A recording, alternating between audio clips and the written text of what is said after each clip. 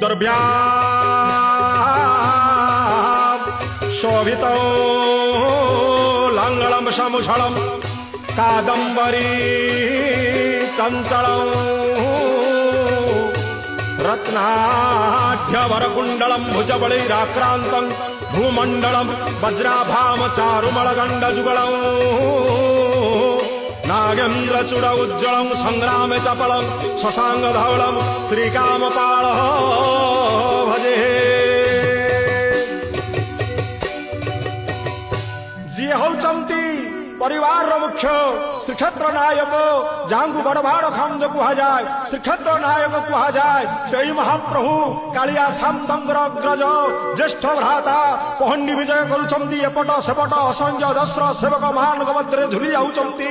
धन्य महाप्रभु धन्य आपणकर घोष यात्रा आड़प यात्रा नवदिनात्मक श्रीगुंडीचा रथ यात्रा कि सुंदर शोभा अपूर्व सुंदर भाव में टाहिया दोहली जाउची आलोट ढली होई पड़ुची चामर वर्षा होउची।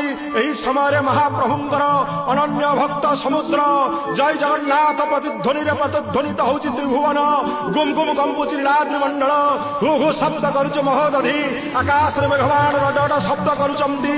हे महाप्रभु हे काली विषधर गंजन विपद भंजन गरुड़ गामी मधुसूदन।